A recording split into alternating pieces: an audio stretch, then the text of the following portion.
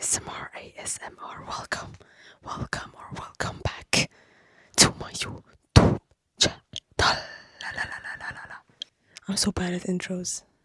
Welcome back to the channel Luviis Garden, where your host is Luvi, aka me. As you can tell by the title, it is a this or that bookish edition. Some things you just gotta sacrifice. Do you want me to choose? Why is this one so hard? I don't know, it just feels like, what? OMG, both are so flippin' nice. Or have dinner with your favorite. Pass. I felt like it would be interesting, so I looked up some things to, decide between. The whole video is a bookish edition, so it's about books, but it's separated into two parts, so as in the POV of a reader and as a writer. Yo, because if y'all didn't know, I would call myself more of a writer than a reader. As a matter of fact, I have four physical and one audiobook the books that I've started, but are currently like I'm pretty slow. I'm taking my sweet time reading, probably a bit too much actually, but it's okay. We're savoring those words, those sentences, those plots, those stories, those characters, those interesting scenes. I like reading, but I don't know why it takes me such a long time to finish a book. I don't know. I don't think I prioritize it enough to be reading it as fast as I want to, and I am pretty slow with things. During my days and during my free time, I took my time writing because I loved it. I finished a book recently. It was the last book in the Shatter Me series, Imagine Me, and it was good. I tell you, it was good. It was interesting. It was so good actually that I didn't take me a month to finish it. It took me a bit less than a month. Imagine me. Yes, I started March 11th and finished March 31st. And then immediately after I started the novella, which is the last novella, Believe Me, and still reading it, still listening to it. I audiobooked like 97% or 98% of Imagine Me. I audiobooked, and it was very nice. I love audiobooks. And also I ordered Watch Me and Release Me because I'm desperate to finish Believe Me so I can start Watch Me and the spin-off, the New Republic Shatter Me series thing with James and all that. I started reading it and yes, I love it. So the other four books that I'm reading. Yeah, but can you see like the book? Yeah, you can see. Yeah, you can see them. I thought it wasn't in frame. This series, I have the whole trilogy.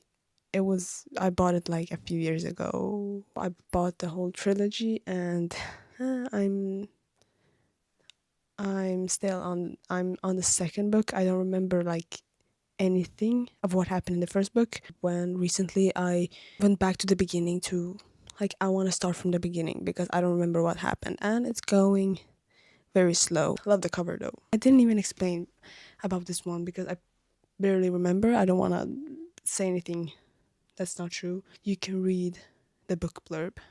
The next one, which was a bit shocker that it contains spice, to me at least. The cover is not bad.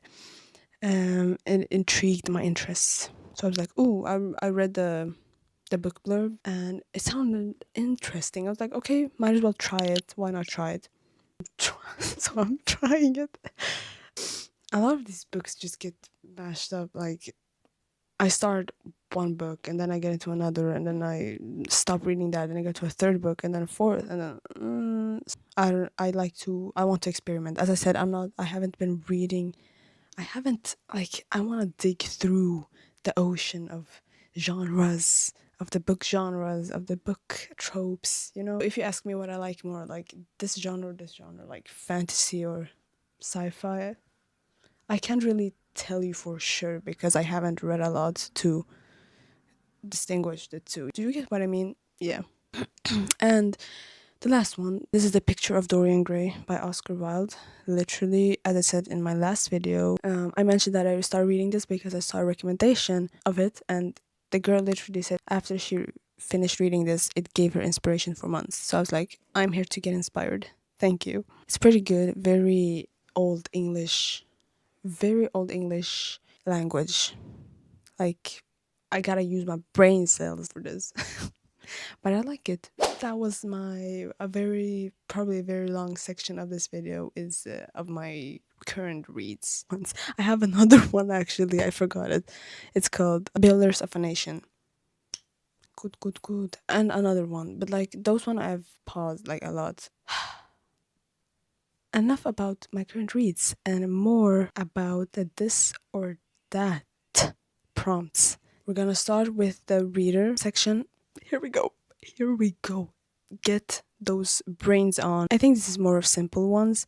This is never have I ever actually, but we call it this or that. Like you can call it whatever you want. Judge a book by its cover. Do we even have to answer this one? I think it's obvious. And sometimes we do it intentionally and unintentionally. So yes, I have. If that wasn't obvious already. Yes, this one completely. The cover. I saw the cover and I was like, oh, but it isn't a bad thing always. Like when you read it, like don't judge a book by its cover. Like that indicates that it's something negative. Like it's something bad. Like don't judge a book by its cover. I get it because when you don't like the cover, then you get away from the book. You're like, no, I'm not gonna read it. Maybe then you'll miss out on a potentially good book. But you distance yourself away from it because of the cover. But also, a cover could really draw you to the book, you know? So, judging a book by its cover can be a good thing, also. Like, obviously. Maybe if you don't like it, like, you can read the back of the book. Dog eared book pages. Yes. Yes, I like my books textured. They can get textured. I don't mind that. I like highlighting your books. Love it. Like I've highlighted this. I like my highlights color coordinated. Ruin a book for yourself by reading how it ends. Like reading the last line or last words from or like even the whole last page. Yes. Yes. I don't think it ruined for me though. I don't know if it ruined for me, but I have read the end of the book. Like gone to this last page. Visited a bookstore for the sole purpose of taking pictures. Nah. Now we left the never have I ever. This is more of a would you rather or this or that. Live in your favorite book, but the main character hates you. Your favorite book character is real, but they're actually super annoying. Honestly, I don't think I have a favorite book. Like I haven't read a lot to say that I have a favorite book or favorite character, but I have a few books that I do like and a few characters that I do like. But if we just talking objectively, I'm not really going into the specific names. Oh, no. Okay. Okay. Okay, no. I choose live in your favorite book, but the main character hates you. I'm gonna explain. So, if you live in your favorite book, you're in the whole, like, in that world. In that world. Like, basically, you meet not only the main character, but you meet other side characters, other characters. Like, you're in that world building, you're in that setting. Like how fun would that be? Like you don't have to be with the main character. Maybe you wouldn't even get along with the main character to begin with. Just being in the world of your favorite book. Like it's not just the main character who you're with, like you can be with other characters, even if the main character hates you. Like it doesn't matter. I have all these other bunch of characters. So what does it matter if like the main character hates? Like I think it's a bit bitter, but you have all these other positive things to see, all of these other things to see. Never be able to finish a series or never reread your favorite books. Rereading a series, like a book, would be really nice, like especially one that you like, because you notice different things now. Now that you don't have to now you can focus on other things because you know what happens further, like in the whole book. So you can focus on like details and like dialogues and like stuff you didn't notice the first time you read it. So that's fun.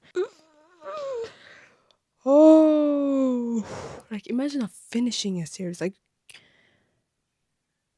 you could read, like say it's a trilogy, you could read all the way to like the last final chapter. Not reading that last chapter so you're done with the series. No, you're gonna be stuck on a cliffhanger. And do I like that? No. I would rather never reread, even though it hurts my saying favorite that. Books.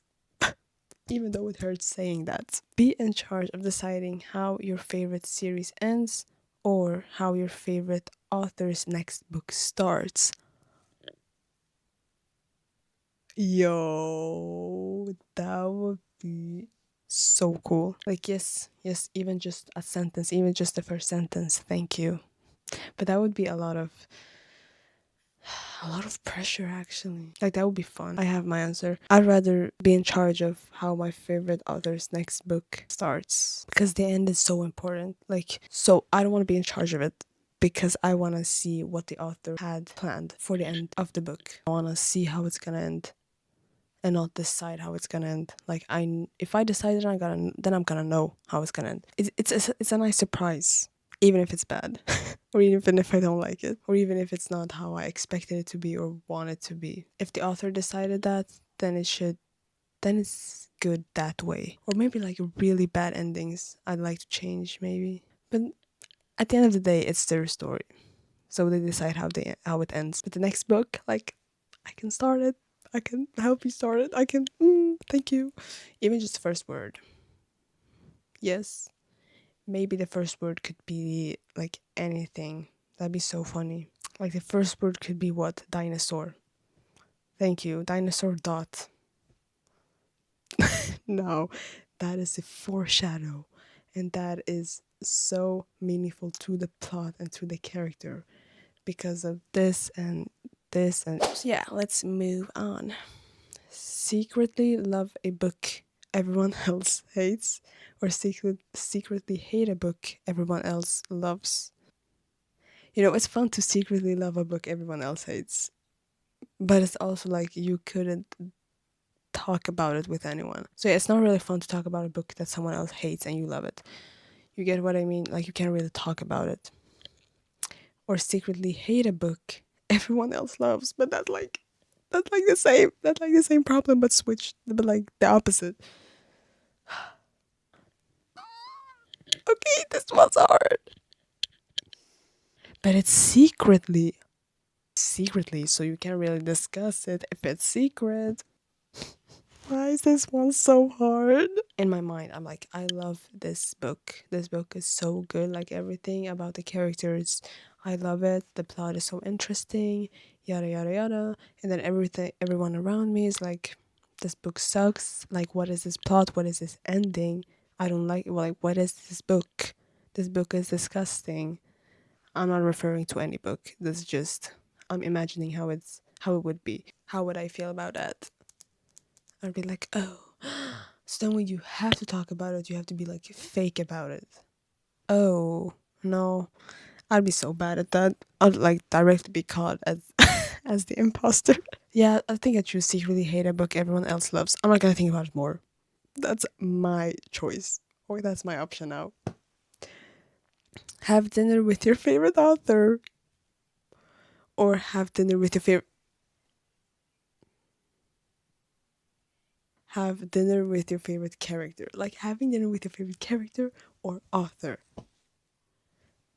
How do you expect me to, like if we could, I think I'd choose have dinner with my favorite character. Have your favorite book turn into a movie or have your favorite movie turn into a book? No, have my favorite book turn into a movie. It'd be nice to see the visuals. Read a book with an annoying cliffhanger. Aren't all cliffhangers annoying if we're gonna be completely honest? Read a book where your favorite character is killed off. But the cliffhanger is just cut in half. Like it didn't have a complete ending. Like it's not an ending. So it's like, okay, what next? What now? That's basically how you feel. Like you feel lost. You don't get the full message or purpose from the book because it didn't end. It was just left, not a cliffhanger. Cliffhangers are annoying. So yeah, I'd rather read a book where my favorite character is killed off because that's an ending. Like for example, this it's not a book, but Attack on Titan. It's the main character. Oh, this is a spoiler. Yeah, basically Eren got killed off, and at least that was an ending. It wasn't an cliffhanger. Like imagine if it was left on a cliffhanger. Attack on Titan, it would be like, oh, the rumbling starts. It ends there. It just cuts through half. Like you don't have all the answers. Like if the ending is here where Eren dies and here is a rumbling, it starts. Like you have all of this that needs to be sorted through to get here, to get to the end. Like you need all of this for the for the ends, for the loose ends to tie up. You know, you have all this information to maybe get more answers to questions that you have here. And here you get the answers, and then you're done with the answers and to the questions, and then it ends. So at least it ties up the loose ends. But here it just stops. I don't know, it just feels like, what? So yeah, no, read a book where my favorite character gets killed off. Favorite? It wasn't even main character. Some things, guys, some things you just gotta sacrifice. Next one is a bit easier, I hope. Live in a library, live in a bookstore. In a library, especially like a old library with like scent of old books, like maybe it's a fireplace, or and like these feather pens and like dim lights, fairy lights. Like that's the library I imagine that I'd stay in, that I'd live in. Period. It's like it feels more cozy, you know, like you sit and read there actually. So there are places to sit and read. But where the bookstore is like, at least the ones I've seen, or it's like a store. It's a store. You don't like stay there to read or sit down, or you know, you go there to buy stuff. It's a store. Read by a fireplace or read on a beach. OMG. Both are so flippin' nice. Reading by a fireplace is during the winter or during a cold weather, during a cold day. But reading on the beach is like summer, spring, warm day. Do you want me to choose? Really? Okay, but which one would I rather prefer? Say it's a perfectly normal day. What the weather is good for a fireplace, to sit by fireplace and on the beach. Or like a fireplace is nice during the night. I think I'd read better if I read by a fireplace, honestly. Like to hear the fire crackling sounds, but also the beach waves would be very nice. Like I haven't read by a beach or a fireplace. Like I have just read by a fireplace on the computer. Yeah, I'd rather read by fireplace, I think. Reading on a beach, it's like, I don't know, sitting on the sand. It's like I had to slump forward, like my posture wouldn't be nice, and lying down is like not preferable for me. It would be nice, but it's not preferable. And then sitting on a bench or like something where you can have your back against, it'd probably be hard, at least what I imagine. So yeah, a fireplace sounds more soft. So I choose that. Read only series.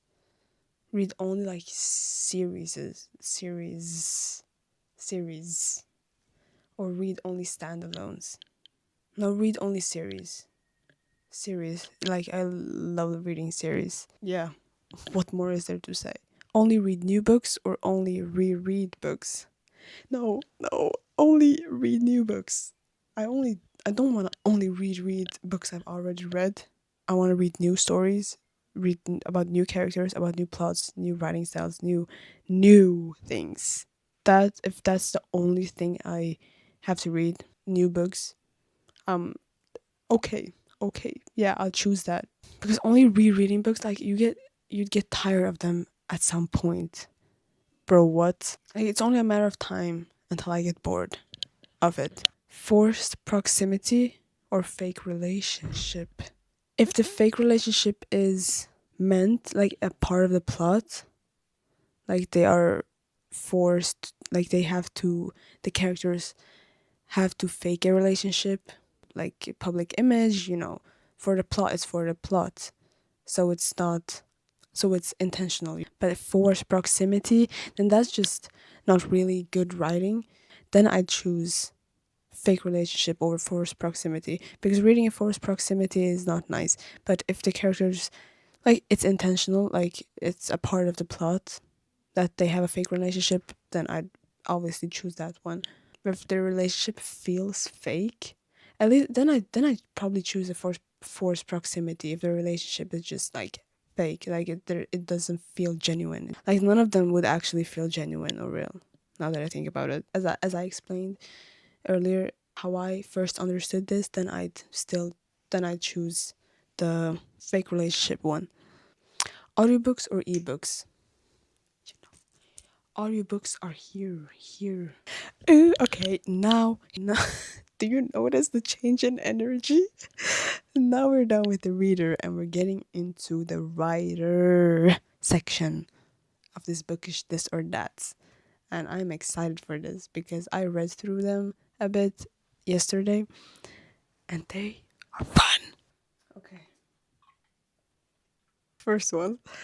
Would you rather have your characters come to life and act out your story for you to watch, or be able to step into your story and talk to your characters? I can watch my story with actors, even though it wouldn't be the same because it's not the actual characters. Whereas if the character comes to life, it's actually the character with that real personality. But if I'd be able to step into my story and talk to my characters, that is. Ooh!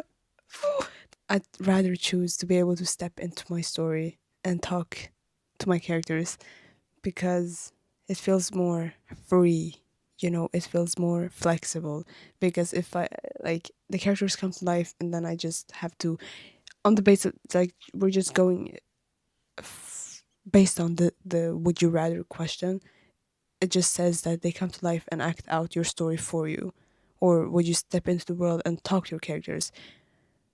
With that, I feel like it's more flexible and more free to, like, being able to talk to your characters. Like, you can say whatever, like, you don't have to stick with those lines that you've written. Like, you can interact with them, and that'd be so fun. No, because I don't want them to act out the story for me. I want to be able to step into the world and see them in that world and see, like, them living in that world and not come out and act. Would you rather only be able to write in one genre for the rest of your life? Your choice.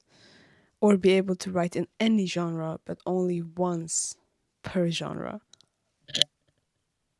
No, not once per genre. Thank you. Because I write a lot. And if you tell me my whole life, I'd like have to be able I'd write so much to the point that I'm probably gonna the only genres I have left are the ones that I've avoided.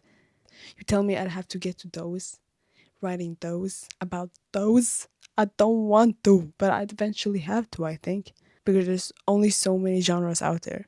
But can you make up genres? Can you make up your own genres? Mix two genres, then that'd be a new genre. I think I'd be able to write one genre for the rest of my life. If it's my choice, even better, because it says your choice. Thank you. I'd probably choose, like, fantasy is so broad, and I'm, like, into sci-fi, so I like sci-fi. So yeah, I don't know what I choose exactly. Fiction, at least. Fiction, like, genre is, like, could be young adult as well. So, like, you only write, no, but I want to write, like, children's books as well. That'll be fun because I'm more into writing fiction stories. Fiction is a genre, it's very broad, so I think I'd choose fiction as my choice. Like, fiction is the only thing I'd write about. I I don't mind. Fiction can contain so much. Yes. So yeah, fiction's, like, so much, so I could include fantasy, sci-fi, like, other genres in fiction. It just has to be fiction. It just has to reach the criteria of being a fiction. And it's not that hard. It's just fiction is not real. So I can write any story that's not real. And it's like, genre. If you could only write one genre to write about, choose a broad one. Okay, would you rather have your first draft be published immediately with no edits, good or bad, or have your drafts edited endlessly by a committee of very opinionated critics. The first one, like because I'm a perfectionist, it'd be hard to publish it with the first draft, but I don't mind actually. Like the first draft is raw. It's like your most raw is for telling of that story. I have a friend and she like recently explained why she wouldn't edit, why she doesn't want to edit her stories. It was kind of like that. Like it's if she edits it, it removes her voice. That's your raw voice. That's your first time writing it. That's how you express yourself for the first time in that book. Like editing it is like removing a part of it. I get her. Like if you get what I mean. Like I'm gonna edit my stories, but not to the point where like it's like too edited, that is like it removes, it's just like grammar focused. Like I don't want to get so invested in the grammar has to be perfect, or the words have to be like the vocabulary has to be so good. Like to that point, it's like when you don't edit it at all, it's like really raw. Like we're talking about raw because it's the first draft.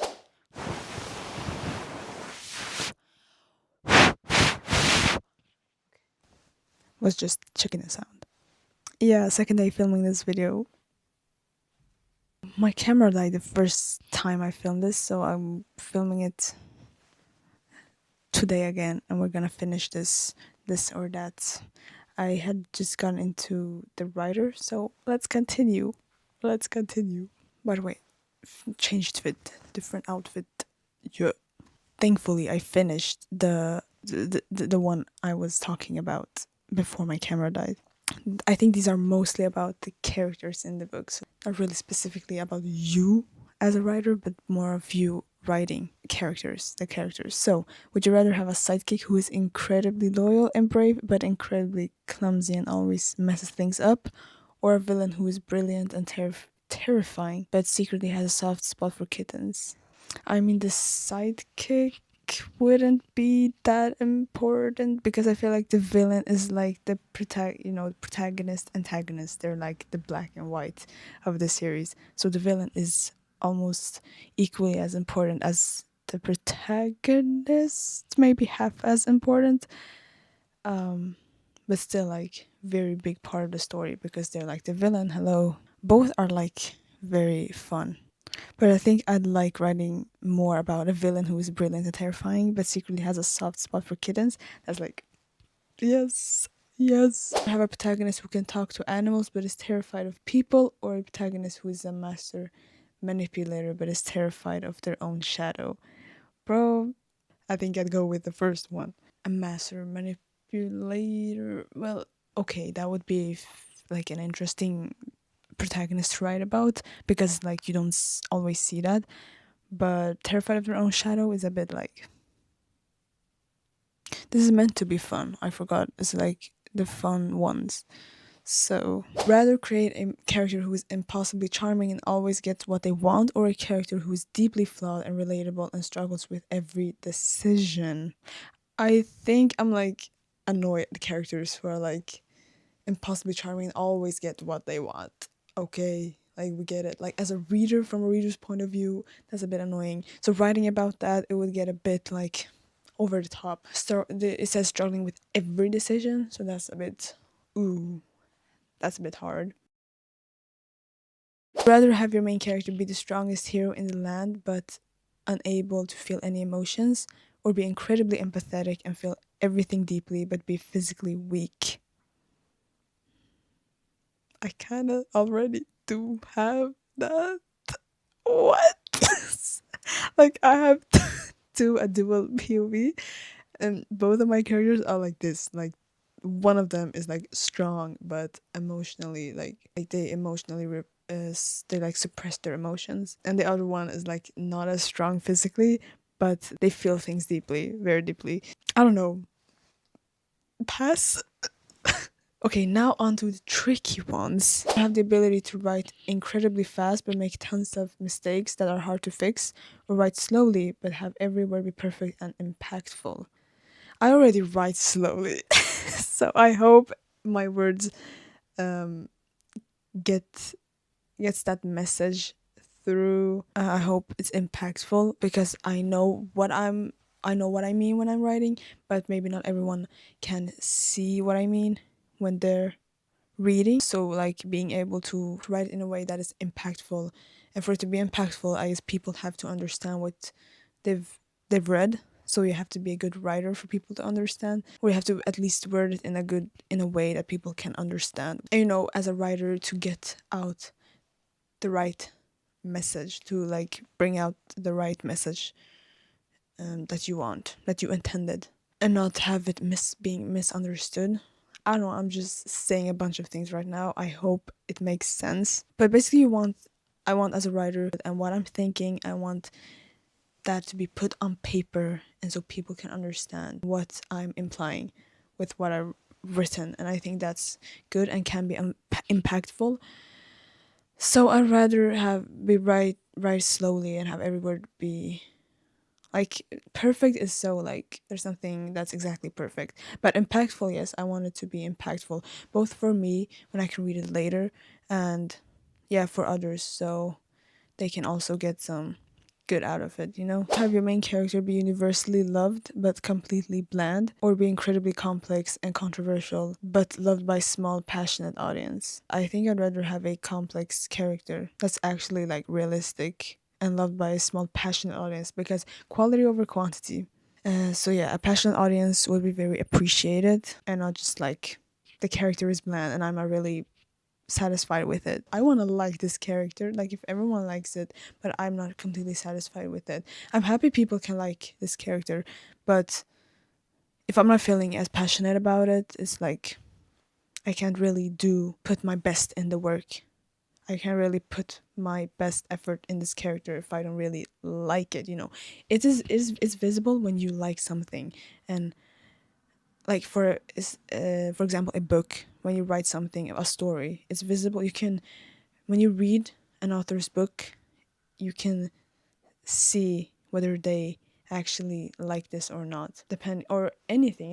It could be anything that you do, any hobby that you do. Yeah, have a complex and controversial but loved by small and passionate audience, because I want to be as passionate as they are. It doesn't mention if you like it, but I feel like if it's complex, then I have actually developed this character and taken my time with it, and then I think I'd like it more if it's complex. Okay, this was very fun. I loved it. Like, if y'all want more, like, I am ready to film more of these. You gotta like think, get those brain cells out. I want to do more book videos, like bookish videos, maybe like writer videos too. Thank you for watching. Have a good day. Take care until we see each other again, inshallah. And I will see you guys. Stay educated. Stay brilliant. Keep on being you.